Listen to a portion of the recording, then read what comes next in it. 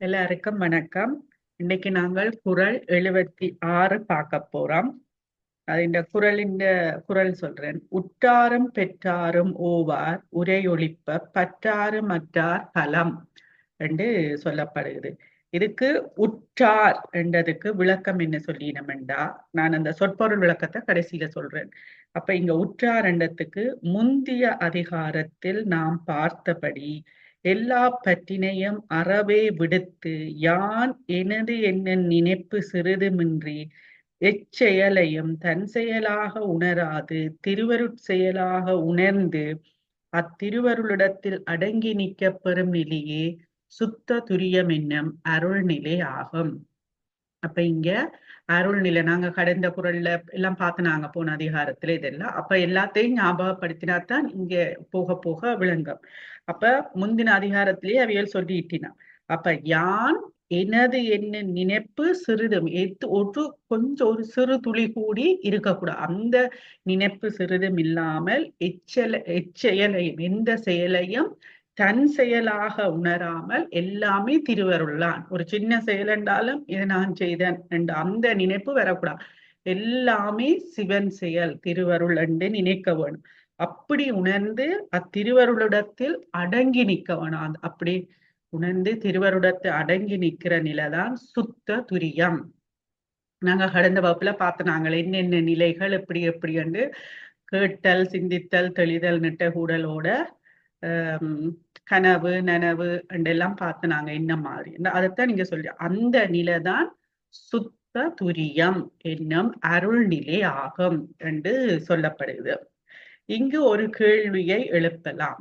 ஏனென்றா நான் என்று வருவதல்லோ, இது மீனம்மாக்கு கேட்ட கேள்விக்கு பதில். அப்ப இங்கு ஒரு கேள்வியை எழுப்பலாம். இந்நிலையில் நிற்கும் ஞானிகளும் யான் செய்தேன் யான் செய்வேன் என்றெல்லாம் சொல்கிறார்களே.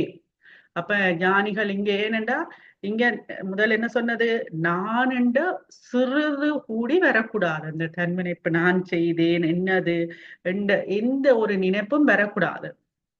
அப்படி இருந்தால்தான் அவர்கள் அந்த அருள்நிலைக்கு போவினான். எல்லாம் சிவன் செயலன்.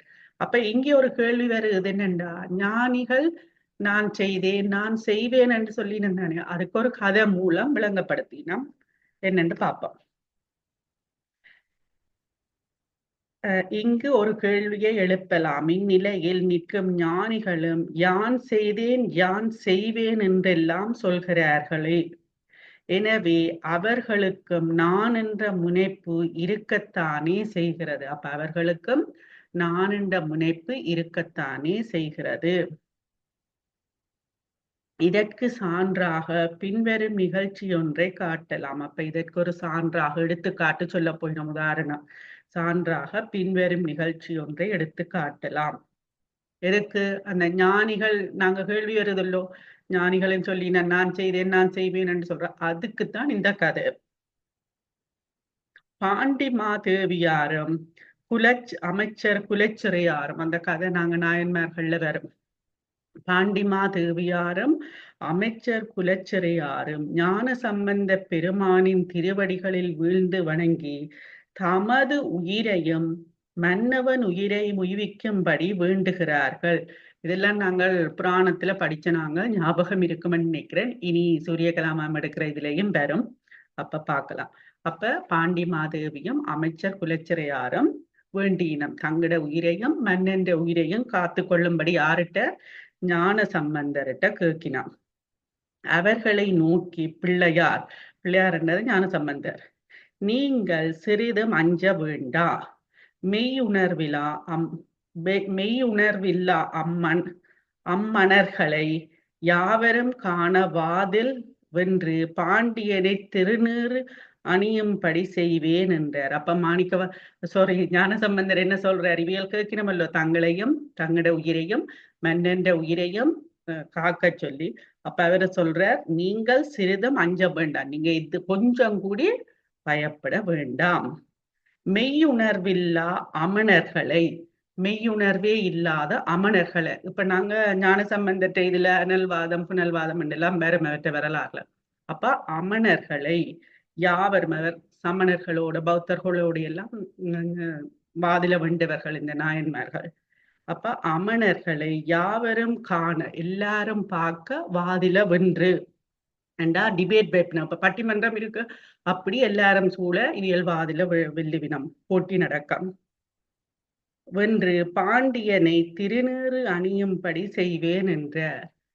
அப்ப அவர்கள் எல்லாரும் பார்க்க அவரோட அமணர்களோட வாதில வென்று பாண்டிய மன்னனை திருநீறு அணியும்படி செய்வேன் என்று சொல்ற. யான் இதனை செய்து முடிப்பேன், யான் இதனை செய்து முடிப்பேன் என்று சம்பந்தர் சொல்ற என்று தன் முனைப்போடு நாம் சொல்வோம் அல்லவா. நாங்கள் அப்படித்தானே சொல்றோம், நான் செய்வேன், நான் செய்து முடிப்பேன். அப்படி நாங்கள் தன்முனைப்போடு செய்து முடிப்போம் அல்ல, சொல்வோம் அல்லவா. அது போலத்தானே ஞான சம்பந்தரும் சொல்றார். நாங்கள் எப்படி சொல்றோமோ அது போலத்தானே அவரும் சொல்றார். நான் இத அவர்களோட வெண்டு நான் இத யார பாண்டிய மன்னனை திருநீறு பூச வைப்பன் என்று சொல்றார், வைப்பிப்பன்.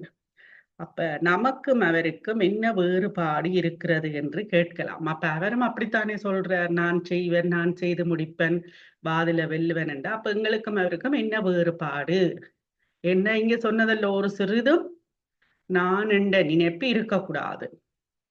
அப்ப அதுக்குத்தான் இது சொல்லப்படுது. அப்ப அதுக்கு என்ன விளக்கம்?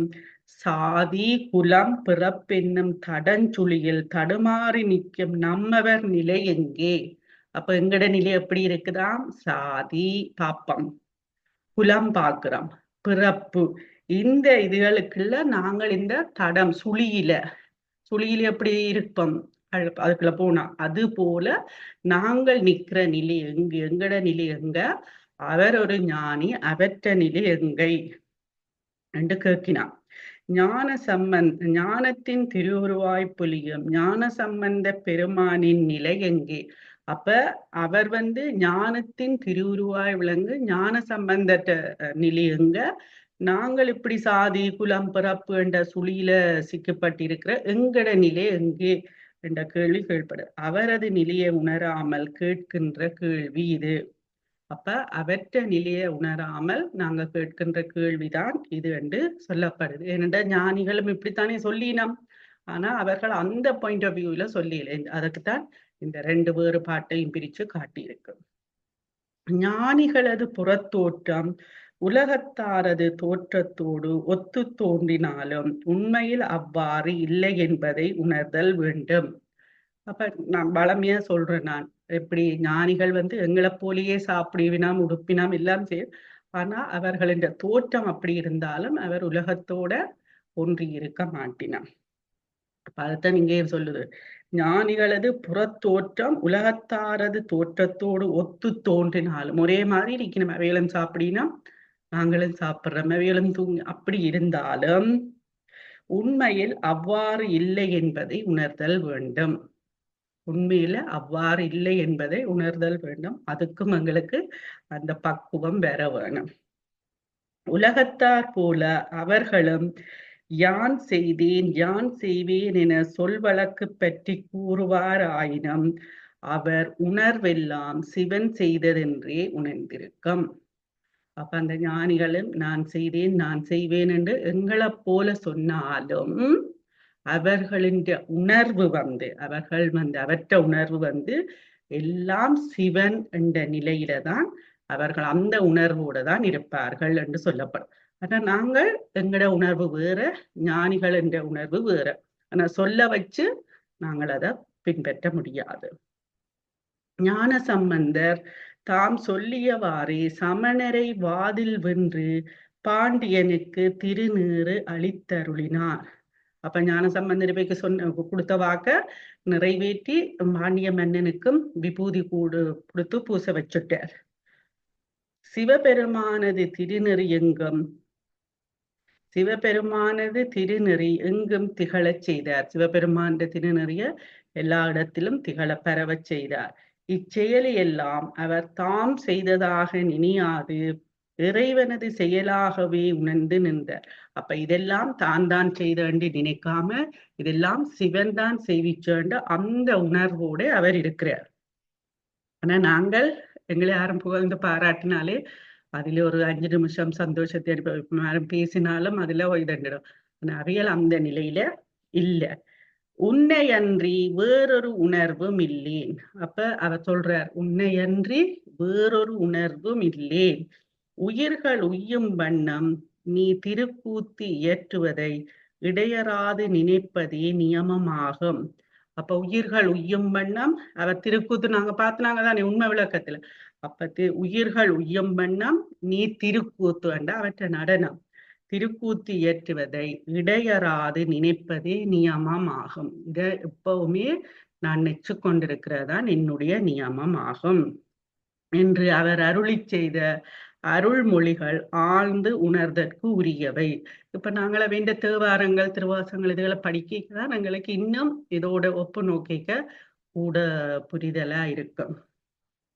கொன்றையம் முடியினாய் கூடல் ஆல வாயிலாய் நின்ற அங்கி ஆடலே நினைப்பதே நியமமே அந்த வரியில சொல்லப்படுது. என இறைவனது திருக்கூத்தினை குறிப்பிட்டு எல்லா செயலும் அவன் செய்தனவேயாம் என்பதை புலப்படுத்தி அதனை என்றும் மறந்தறியாத தமது நிலையை அவர் இங்கே உணர்த்தியுள்ளமை காணலாம். இவ்வாறு இச்செயல் செய்ய வரினும் அதனை திருவருட் செயலாக தெளிந்து திருவருளோடு ஒன்றி நிற்கும் நிலையாகிய இது சிவயோகம் எனப்படும் துரிய அருள் நிலையாகும். அப்ப இந்த எச்செயலை செய்து வந்தாலும் அதனை திருவருட் செயலோட நாங்க தெளிந்து திருவருளோடு ஒன்றி நின்றால்தான் அது சிவயோகம் அல்லது துரிய அருள்நிலை என்று சொல்லப்படும். அப்ப இதுக்கு நாங்க நிறைய தியானங்கள் இதுகள் நிறைய பயிற்சி செய்யதான் இது வேற சும்மா எடுத்தோன்னா கடையில வாங்குற சாமான் மாதிரி இருக்காது பொருட்கள் பாரு. அப்ப இதுக்கு பக்குவம் வேணும். இந்நிலையில் நிற்போரையே உற்றார் என குறிப்பிட்டார் ஆசிரியர். அப்ப இந்த நிலையில நிக்கிறவியத்தார் இந்த நிலை துரிய அருள் நிலை அல்லது சிவயோகம் அந்த நிலையில நிக்கிறவியத்தான் உற்றார் என்று ஆசிரியர் சொல்றார் இந்த குறளின்படி. உற்றார் என்பதற்கு திருவருளை தலைப்பட்டு ஒன்றினோர் என்பது பொருளாகும். அப்ப உற்றார் என்பதற்கு திருவருளை ஒன்று தலைப்பட்டோர் என்பதுதான் பொருளாகும். அப்ப இங்க உற்றார் பெற்றார் ஓவார் உரையொழிய பற்றாரும் அற்றார் பவம். இனி அடுத்தது பெற்றார் என்று வருகுது. உற்றார் இப்ப உற்றாருக்கு நாங்க உற்றார் என்றால் யாருண்டு இப்ப நாங்க சொல்ற தமிழ்ல அது பொருந்துமோ எனக்கு தெரியல. நாங்க அதை பிறகு கலந்துரையாடல்ல பார்க்கலாம். அப்ப பெற்றார் இதற்கு மேல் திருவருளுக்கு முதலாவதாகிய சிவத்தை அணைந்து இதற்கு மேலண்டா அங்க திருவருளோட இணைஞ்சு நிற்கிறதுதான் உற்றார். அப்ப இதுக்கு மேல திருவருளுக்கு மேல இருக்கிறது என்ன? திருவருளுக்கு முதலாகிய சிவம் திருவருள் அதுக்கு முதல். அப்ப இதற்கு மேல் திருவருளுக்கு முதலாகிய சிவத்தை அணைந்து பேரின்பத்தில் தேய்ந்து நிலையாகிய நிட்டைனிய எய்தியவரை பெற்றார் என குறிப்பிட்டார் ஆசிரியர். அப்ப திருவருளுக்கு முதல் இருக்குது சிவம். அதோட நாங்கள் சிவத்தை அணைந்து பேரின்பத்துல தோய்ந்து அதிலேயே நனைஞ்சு போக வேணும். தோய்ந்தண்டா அதில மூழ்கி இருக்கிறது. தோய்ந்து நிற்கும் நிலையாகிய நிட்ட அந்த நிலையத்தான் பெற்றார். அந்த நிலைய எய்தினவர்களைத்தான். அப்ப நிட்டில் என்றால் இந்த நேரமும் அந்த பேரின்பத்துல இருப்பினோம். நெட்டை நாங்க கடந்த வகுப்புல பார்த்துனாங்க. கேட்டல் தெளிதல் சிந்தித்தல் கேட்டல் சிந்தித்தல் தெளிதல் நிட்ட கூடல். அப்ப அந்த 4வது படி அந்த நிலையை எய்தியவரைத்தான் பெற்றார் என்று சொல்றார் இங்கே ஆசிரியர் இந்த குறளின்படி. எது 76வது குறளின்படி. முடிவாய் உள்ள சிவயோகமாகிய துரியாதீத ஆனந்த அனுபவத்தை பெற்றவர் ஆதலின் இப்பெயர் அவருக்கு பொருந்தியதாயிற்று. எப்படி இந்த பெயர் பொருந்தினதுன்னா சிவபோகமாகிய துரியாதீத நிலை. நாங்க பார்த்தோம் 5 அந்த துரியாதீத ஆனந்த அனுபவத்தை பெற்றவர் ஆதலினால் அவருக்கு இந்த பெயர் பொருந்துவது ஆயிற்று. சிவத்தை அணைந்து இன்புறுதல் பரமுக்தி ஆதலின். இப்ப நாங்க முக்தியில எத்தனை வகைகள் எல்லாம் நாங்க பார்த்திருக்கிறோம். இன்னும் போக போக விபரமா வரும் மற்ற புத்தகங்கள்ல. அப்ப இங்க என்ன சொல்லினோம்? சிவத்தை அடைந்து இன்புறுதல் பரமுக்தி ஆதலின் அதனை உடம்பு நீங்கிய பிறகு அல்லவா பெற இயலும். இப்ப பரமுத்தி என்ன நாங்க சொல்றோம், உடம்ப விட்டு போன பிறகு எங்களுக்கு கிடைக்கிறது பரமுத்தி அந்த முத்தி. ஆனா அப்ப இங்க உடம்போட தானே நிட்ட, அப்ப அதுக்கு விளக்கம் கொடுக்கினான். உடம்புள்ள பொழுதே அதனை பெற இயலுமோ என்ற கேள்வி கேள்படுது என்று ஐயுறலாம். அவ்வாறு ஐயுற வேண்டுவதில்லை. அப்ப நீங்க அப்படி உடம்புள்ள போதே எங்களுக்கு இங்க பெறமுத்தி வருமோ, உடம்பு விட்டு போன பிறகுதான் நீ பெறமுத்தி என்று நாங்க படிக்கிறோம். அப்ப இது என்ற டவுட் வருந்தானே சந்து. அப்ப அதுக்கு சொல்லி நாம் நீங்க அப்படி ஐயுற சந்தேகப்பட வேண்டாம். ஏன் அவ்வாறு ஐயுற வேண்டுவதில்லை. உடம்பு உள்ள பொழுதும் இறைவன் உடன் இருக்கவே செய்கிறான். நாங்க ஒன்றாகி உடனாகி வேறாகி எல்லாம் எங்க உண்மை விளக்கத்துல பார்த்தினாங்க. அப்ப உடம்பு இருக்கேக்கே அவன் எங்களுக்குள்ளதான் இருக்கிறான். சித்தர்கள் பாடலும் அதைத்தான் சொல்லியிருக்கு. அப்ப இங்க என்ன சொல்லினான், உடம்பு உள்ள பொழுதும் இறைவன் உடன் இருக்கவே செய்கிறான். உடம்பிருக்கேக்கிய இறைவன் உடன் இருக்கவே செய்கிறான். எப்பொழுதும் உடனாக இருக்கின்ற அவனை உடம்புள்ள பொழுதே அடையலாம். எப்பொழுதும் எங்களோட உடனாக இருந்து ஒவ்வொன்றும் செய்கிறான். அப்ப உடம்பு இருக்கின்ற பொழுதே அவனை அடையலாம். அதுக்குத்தான் உடம்ப நாங்கள் எப்படி பேண வேணும் என்று திருமந்திரத்துல சொல்லப்படுது. அணைந்து இன்புறலாம். அவனை உடம்பு இருக்கும் பொழுதே அடையலாம். அணைந்து இன்புறலாம், சேர்ந்து இன்புறலாம். ஆயின் அதற்கு அவனை என்று மறவாமை வேண்டும். அப்ப எப்படி இருக்கணும், உடம்பிருக்கேக்கே நாங்கள் அவனை நினைச்சு அவனை அணைந்து நாங்கள் இன்பத்தில இருக்கலாம் என்றா அப்ப எப்படி இருக்கணும், அவனை எப்பவும் மறவாமல் இருக்க வேண்டும். அப்ப யாரு மாணிக்கவாசர் திருவாசத்துல சிவபுராணத்துல சொன்னீங்கன்னா, இமைப்பொழுது மென்னெஞ்சில் நீங்க ஒரு இமைப்பொழுது என்றா கண் நொடி, ஒரு கண் இமைக்கிற பொழுது அப்படி எந்த நேரமும் அவரை நிச்சு கொண்டே இருக்க வேண்டும். அதுக்குத்தான் சொல்லி எப்படி அடைந்து ஆயின் அதற்கு அவனை என்றும் மறவாமை வேண்டும். அவனை எப்பவுமே நாங்க மறக்காமல் இருக்கணும். அதுதான் சொல்லப்படுது. பக்தியினால் அவனை இடையறாது ஏற்றுதல் வேண்டும். பக்தியினால் அவனை இடையறாது ஏற்றுதல் வேண்டும்.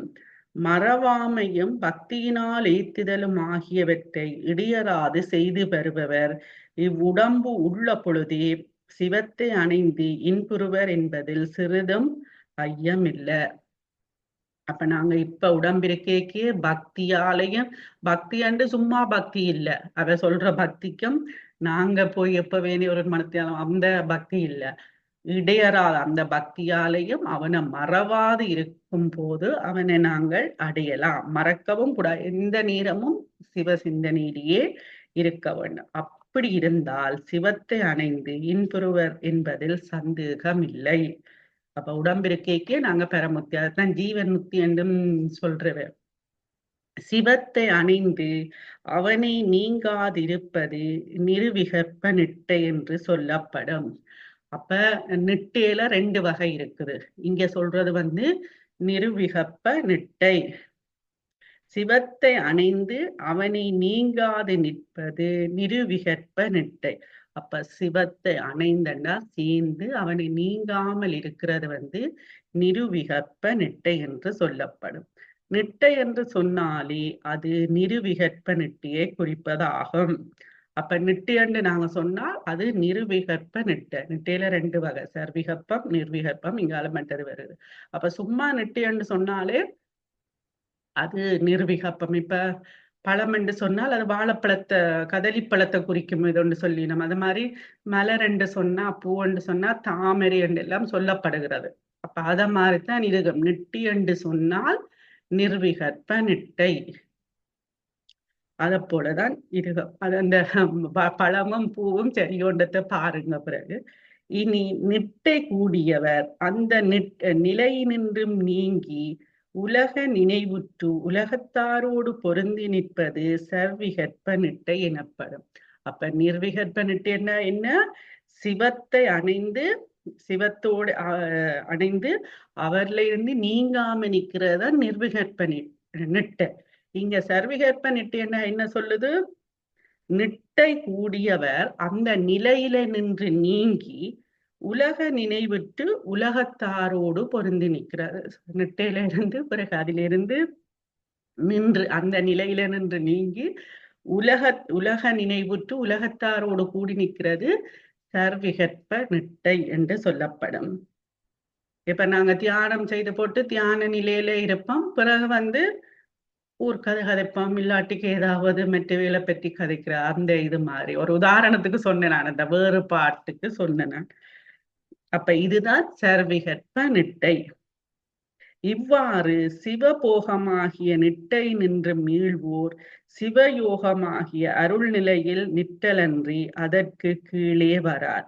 அப்ப என்ன சொல்லினா, இவ்வாறு இத மாதிரி இவ்வாறு சிவபோகமாகிய நிட்டை நின்று மீள்வோர், அந்த சிவபோகமாகிய நிட்டையில் நின்று மீள்வோர் சிவயோகமாகிய அருள் நிலையில் நிட்டலன்றே அதற்கு கீழே வர.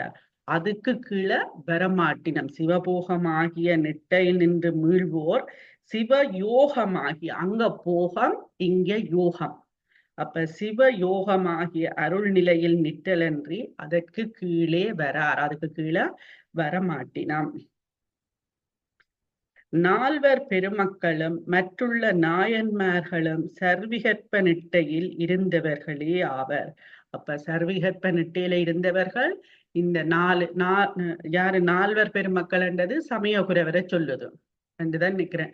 யாரு? அப்பர், சம்பந்தர், சுந்தரர், மாணிக்க, நால்வர் பெருமக்களும் மற்றது நாயன்மார்கள். ஏனென்றா மாணிக்க வாசகன் நாயன்மார்களுக்கு வரையில்லைத்தானே, அதுக்காகத்தான் நால்வர் பெருமக்கள் என்று சொல்லப்படுது.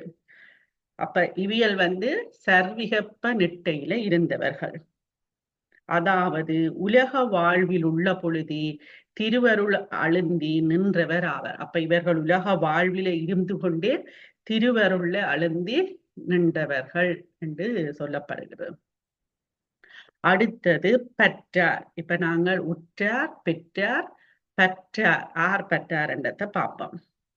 கேட்டல் சிந்தித்தல் நிலைகளில் நின்று திருவருளை தலைப்பட மாட்டாதவர் பற்றார் எனப்பட்ட. அப்ப கேட்டல் சிந்தித்தல் நிலைகள்ல நின்று, அந்த நிலை 4 நிலைகள் பார்த்தனாங்கதான் இப்போ வகுப்புல, அந்த நிலைகள்ல இந்த 2 நிலைகள்ல நின்று திருவருளை தலைப்பட மாட்டாதவர்கள், இந்த நிலையில நின்று திருவருளை தலைப்பட மாட்டாதவர்கள் பற்றார் என்று சொல்லப்படுது. இவரது நிலையினை அறியும் நெறி உயிர் விளக்கம் என்று அதிகாரங்களின் முன்னுரையில் ஓரளவு அறிந்துள்ளோம். அப்ப இவைகளை பற்றி எங்க சொல்லி இருக்கு? உயிர் விளக்கம் என்ற அதிகாரத்தின் முன்னுரையில், அந்த அறிமுக இதுல சொல்லப்பட்டிருக்குது ஒரு அளவுக்கு. கேட்டல் சிந்தித்தல் நிலைகளில் யான் எனது என்னும் பற்றுக்கள் அறுத்தல் இல்லை.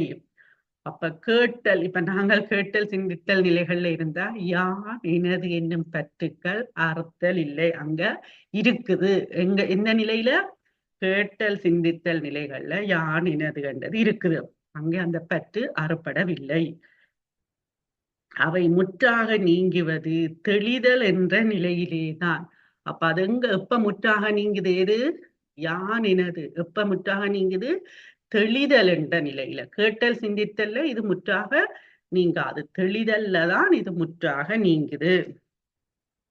ஆகவே தெளிதல் நிலைக்கு சென்று திருவருளை உறுதியாக பெற்ற முடியாமலும், ஆகவே தெளிதல் நிலைக்கு சென்று திருவருளை உறுதியாக பெற்ற முடியாமலும் யான் எனது என்னும் பற்றினை விட முடியாமலும் நிற்பவராகிய இவர்களை ஏனைய உலக மாந்தர் போல பிறப்பிற்கு ஆளாவர் போலும் என்ற எண்ணம் நமக்கு எழலாம் அல்லவா?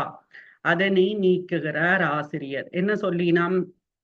தெளிதல் நிலைக்கு சென்று திருவருளை உறுதியாக பெற்ற முடியாமலும், தெளிதல் நிலைக்கு போனாலும் அந்த ஒவ்வொரு படிநிலை இருக்குதானே, அந்த தெளிதல் நிலைக்கு போய் திருவருளை உறுதியாக ஸ்ட்ராங்கா பெற்றோணும். இப்ப தியானத்துக்கு அதுலயே நிலைச்சு நிற்க வேணும். நாங்கள் உண்டு இதுல எப்படி சாதனை செய்ய வேணும்.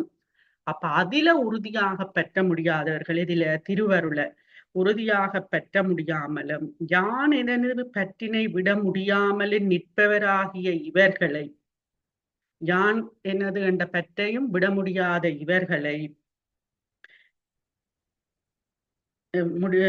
முடியாமலில் நிற்பவராகிய இவர்கள் ஏனிய உலக மாந்தர் போல பிறப்பிற்கு ஆளாக.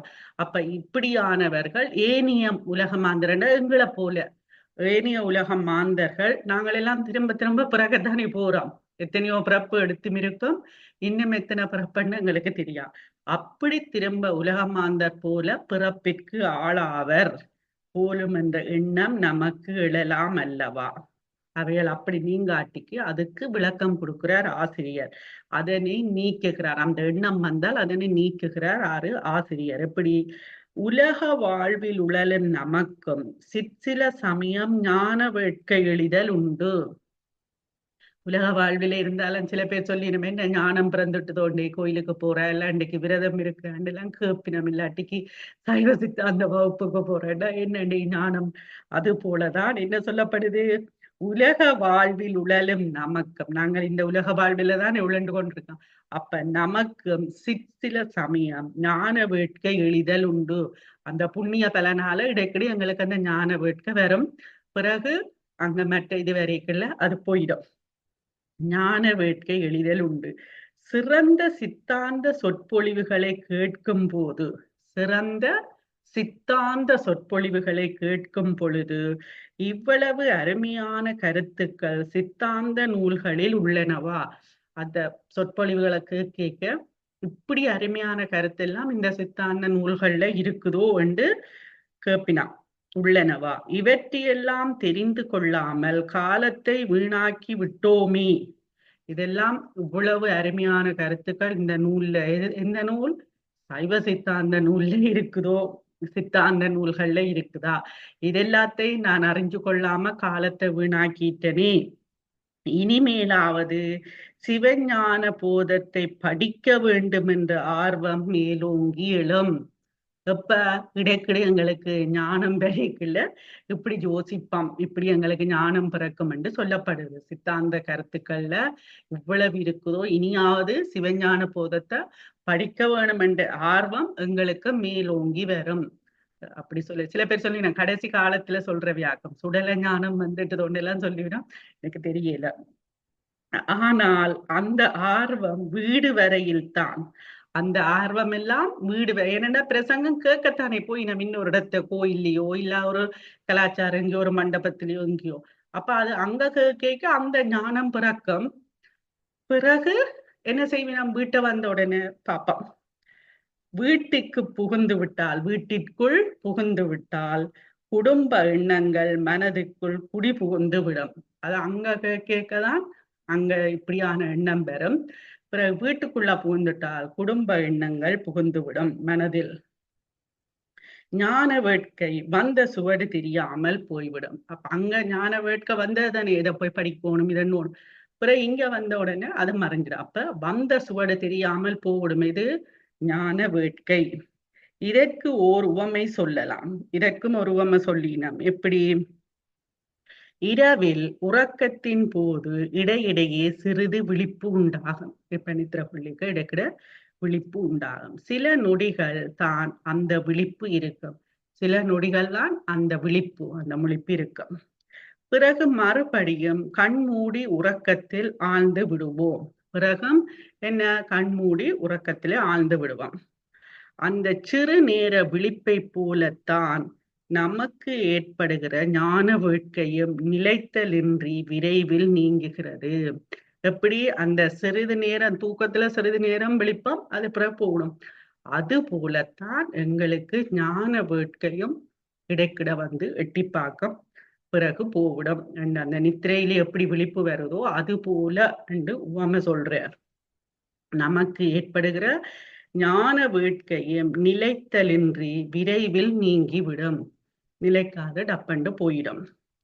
ஆனால் ஞான நெறியை மேற்கொண்டு, ஆனாலும் ஞான நெறியை மேற்கொண்டு கேட்டல் சிந்தித்தல் என்ற நிலைகளில் நிற்பவர்களின் ஞான வேட்கை நிலையுடைய உண்மையான ஞான வேட்கை ஆகும்.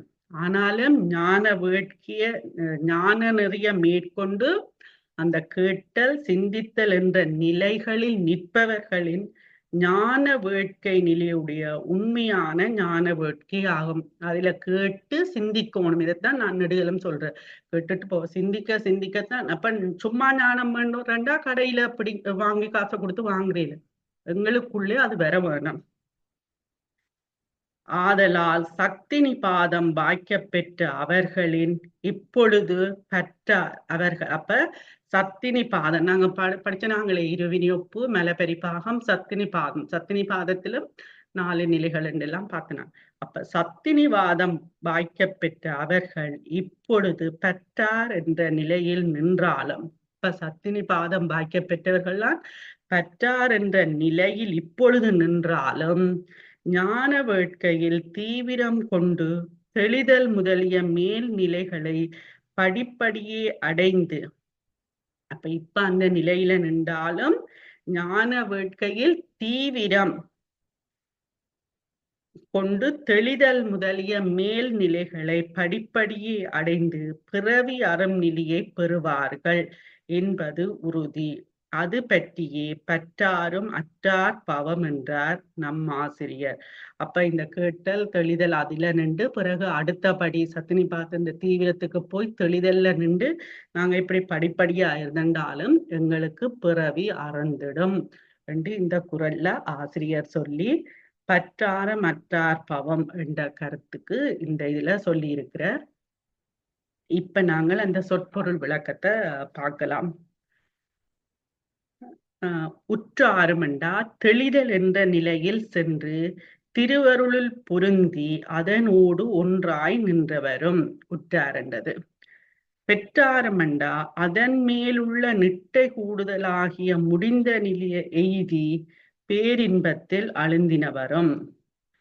ஓவார் என்றா மெப்பொருளை விட்டு ஒருபோதும் நீங்க மாட்டார். அவர்கள் மீளப் பிறத்தல் இல்லை. உரையொழிய பற்றாரும் இனி தெளிதல் நிட்டை ஆகிய நிலைகளில் சென்று மெப்பொருள் ஒன்றையே பற்ற மாட்டாதவராய் கேட்டல் சிந்தித்தல் ஆகிய படிநிலைகளில் நிற்பவரும் பவம் அற்றார் மேற்படிகளை எய்தி பிறவி அறம் நிலையை பெறுவார்கள். இதுதான் 76வது குறளின் கருத்து.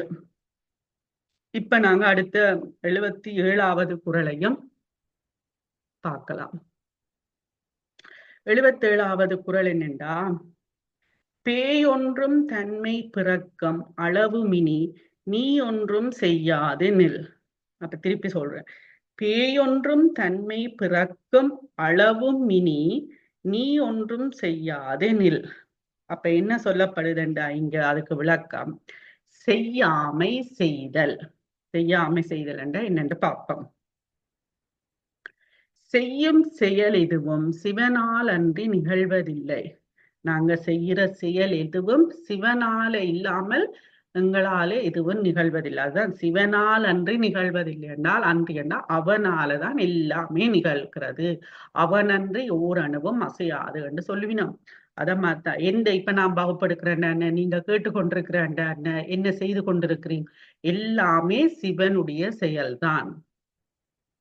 சிவனால் அன்றி பயன் கொடுத்தல் இல்லை. அவனாலதான் பயன் கொடுக்கிறது. நீயே உள் நின்று செய்வித்தும் செய்கின்றாய் என்றும், நீயே உள் நின்றும் செய்வித்தும் செய்கின்றாய் என்றும் நிலவுவதோர் செயல் எனக்கு இன்று உன் செயலே என்றும் நினைத்து ஒழுகுவர் ஞானிகள். ஞானிகள் எல்லாம் இப்படித்தான் நினைப்பினோம், எங்களை போல நினைக்க மாட்டினான். அப்ப என்ன, தற்போதமிழந்து தம் செயலற்று நிற்கும் அவர்கள் தம்மில் விளங்கும் சிவத்துடன் ஒன்றித்து நிற்கும் தன்மையால் தம்மால் நிகழவரும் எச்செயலையும் சிவன் செயல் என வைத்து இயற்றுவர். அப்ப தற்போதம் சிவபோதம் எல்லாம் நாங்க பார்த்தனாங்க. அப்ப இங்க என்ன சொல்லப்படுது, தற்போதம் இழந்து அந்த நிலையை இழக்க வேணும், தற்போதத்தோட இருக்கக்கூடாது.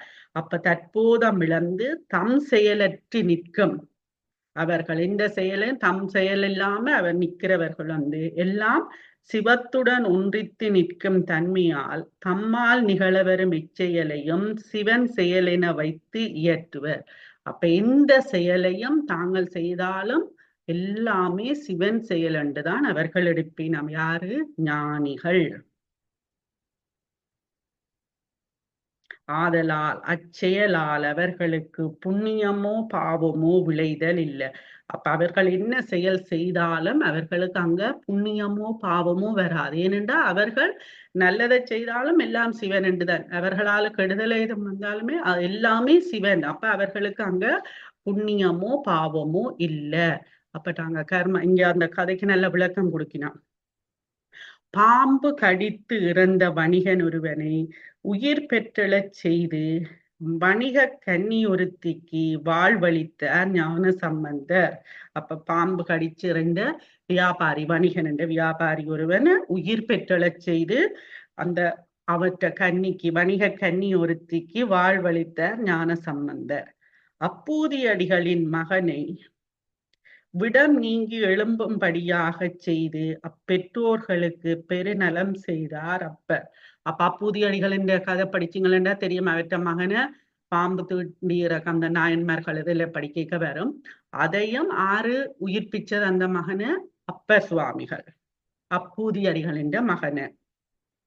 முதலை வாயில் அகப்பட்டு இறந்த அந்தன சிறுவனை அவனது வளர்ச்சியோடு மீட்டு கொடுத்துதவினார் சுந்தரர். எந்த வயசுல அந்த மகன் முதல விழுங்கிச்சதோ அவன் மகனை, அந்த மகனை அந்த வயசுலயே மீட்டு கொடுத்தவர். இன்னொரு அந்த பூநூல் சடங்கு நடக்குது, இவன் வீட்டில அழுகி ஒலி கேக்குது, அங்கால மங்கள ஒலி கேக்குதுன்னு எல்லாம் அவன் அற்புதங்களை பார்த்தா தெரியும்.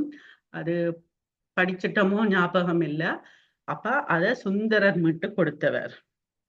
இப்பெருமக்களுக்கு இச்செயல்களால் யாதொரு புண்ணியமும் விளையாமையை அறியலாம். இவர்கள் இவ்வளவு யாரு? சம்பந்தர், அப்பர், சுந்தரர் என்ற அற்புதங்கள் தானே போட்டிருக்கு.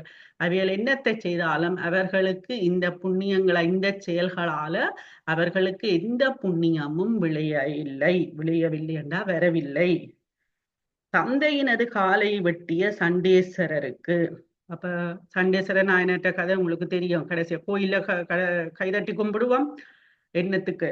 அப்ப அவர் அவற்ற அப்பாண்ட காலை வெட்டினவர், அந்த பசுக்கள், அது பிறகு பார்க்கலாம். அப்ப காலை வெட்டின சண்டேஸ்வரருக்கு அதனால் யாதொரு பாவமும் விளையாமையை அறியலாம். இப்ப நாங்க எல்லாத்துக்கும் கர்மா வந்துடுமோ இல்ல, நல்ல செயல் செய்து எல்லாம் அவன் தான் சொல்லிக்கிறார் இன்னைக்கு வேற. இப்ப அவரை காலை வெட்டினா அப்ப பிரம்மகத்தி தோஷம் உண்டு ஏதும், அது இறந்தா தான் பிரம்மகத்தி தோஷம். அப்ப இதை வெட்டினாலுமே அவர் குற்றம் தானே தந்திருந்தா அவர் அங்க வரையில் அந்த கதையை படிக்க எங்களுக்கு தெரியும். அப்ப அவருக்கு இங்க சண்டேஸ்வரருக்கு அப்பாண்ட காலை வெட்டினாலும் எந்த ஒரு பாவமும் அவருக்கு வரவில்லை. அவர்களுக்கும் எந்த ஒரு புண்ணியமும் வரவில்லை. ஏன்? எல்லாம் சிவன் செயல் என்றுதான் அவைகள் செய்து கொண்டிருக்கிறோம். யாரு? நாயன்மார்கள், ஞானிகள். இவ்வாறு ஞானிகள் செயல் செய்தும் புண்ணிய பாவங்கள் பொருந்தாமல் வினியால் சிறிதும் பெற்றப்படாமல் இருப்ப. அப்ப இப்படி ஞானிகள் ஒவ்வொன்றையும் செய்ய அவர்களுக்கு பாவமும் வரையில, புண்ணியமும் வினியால எதுவும் வினிய பெற்றவே மாட்டார்கள். வினியால இவர்களுக்கு எந்த இதுவுமே பெறவில்லை. அவரது செயல் செய்யாமை செய்தல் எனப்படும். அப்ப இப்படி செய்யற செயல் செயல் செய்யாமை செய்தல். அவரது செயல் எப்படி இருக்குமா? செய்யாமை செய்தல். என்னத்தை செய்தாலும் அவர்களுக்கு அங்க வராது. அப்ப செய்யாமை செய்தல், அவர்களின் செயல் செய்யாமை செய்தல் என்று சொல்லப்படுது. ஏன்? எல்லாமே சிவன் செயல் என்று, நான் செய்தன் என்று அந்த இது எல்லாம் அவன்தான் செய்விக்கிறான். செய்யாமை செய்தல் என்பதனை சிறிது விளக்குவோம். செய்யாமை செய்தல் என்றால் இப்படி இருக்கும் என்றதை விளங்கப்படுத்தினோம் கொஞ்சம். கற்றிருந்தும் அதன் பயனாய் அறிவு ஏற்படாத நிலை கற்றின் கல்லாமை ஏற்படும். அப்ப கற்றிருந்தும் அதன் பயனாய் அறிவு ஏற்படாத நிலை கற்றும் கல்லாமை ஏற்படும். அந்த படிச்சா சொல்லினோம், கற்க கசடர கற்பவை கற்ற பின் நிற்க அதற்கு தகண்ட. படிக்கிறது தேவாரம், இடிக்கிறது சிவன் கோயில் என்றெல்லாம் சொல்ல. அப்ப அதை படிச்சா கற்றிருந்தும் அதன் பயனா அறிவு ஏற்படாத நிலை, அதை படிச்சுட்டான் ஆனா அதன் அறிவு வரையிலேண்டா என்ன நிலை? கற்றும் கல்லாமை. படிச்சாலும் அது கல்லாமை. என்னடா இதன் நிலை, அதுக்குத்தான் கற்றும் கல்லாமை. என்றுதான் நினைக்கிறேன், எனக்கு தெரியல. உண்டு என்றும் அதன் பயனாகிய நிறைவு ஏற்படாத நிலை உண்டும் உண்ணாமை எனப்படும். அப்ப பிறகு என்ன சொல்லினா, அதன் பயனாகிய நிறைவு உண்டும் அதன் பயனாகிய நிறைவு ஏற்படாத நிலை உண்டும் உண்ணாமை ஏற்படும். அத உண்டும் உண்ணாமல் இருக்கிறது என்று சொல்லப்படுகிறது. அதுபோல செயல் செய்தும் அதன் பயனாகிய வினைத்தாக்கம் ஏற்படாத நிலை செய்தும் செய்யாமை எனப்படும். அதுபோல எப்படி இந்த கற்றும் கல்லாமை உண்டும் உண்ணாமை போல செயல் செய்தும் அதன் பயனாகிய வினைத்தாக்கம் ஏற்படாத நிலை செய்தும் செயல் செய்தும் அதுன்ற பலனால எந்த வினைத்தாக்கமும் ஏற்படாத நிலை செய்தும் செய்யாமை எனப்படும். ஒரு செயலை நாங்க செய்துட்டோம்டா அதால எங்களுக்கு ஐயோ புண்ணியம் வருது பாவம் வருது. அப்ப அந்த செயலை செய்தாலும் செய்யாமை, ஏனென்றா அந்த வினை தாக்கத்துக்கு அவர்கள் ஆட்பட இல்லை. அதாலதான் செய்தும் செய்யாமை எனப்படும். இதனையே செய்யாமை செய்தல் என்றும் குறிப்பிடலாம் அல்லவா? திருக்களிற்றுப்படியார் என்னும் அனுபவ நூல் இப்படித்தான் குறிப்பிடுகிறது. அப்ப 14 நூல்கள் இருக்குது சைவ சித்தாந்தத்துல. நாங்கள் அடிப்படை நூல்கள்லாம் இப்ப படிச்ச நாங்கள் இது உண்மை விளக்கம், இப்ப திருவருட்பயன். அப்ப அனுபவ நூலன்றது திருக்களிற்றுப்படியார். அப்ப அங்க அனுபவத்துல சொல்லி இருக்கிறோம். அது படிக்கதான் எங்களுக்கு இன்னும் புரிதல் இருக்கும். ஐயோ நாம் செய்யாமை செய்து செயலறுக்கலாகி செய்யாமை செய்தவாறு என்று அந்நூல் உலகர் நிலைக்கு இறங்கி கூறுகிறது. அப்ப அந்த நூல்ல சொன்னத்தை இங்க சொல்லி இருக்கிறோம்.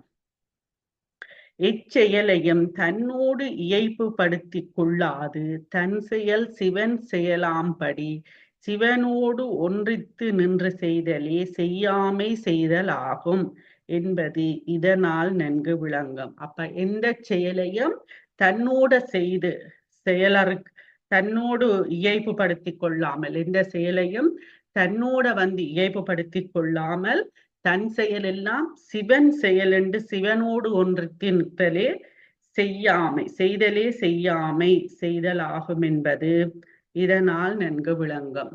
அப்ப செய்தலே செய்யாமை என்பது இதன்படி சொல்லி நாம் அப்படி எல்லாம் சிவன் செயல் என்று எடுக்க வேண்டும்.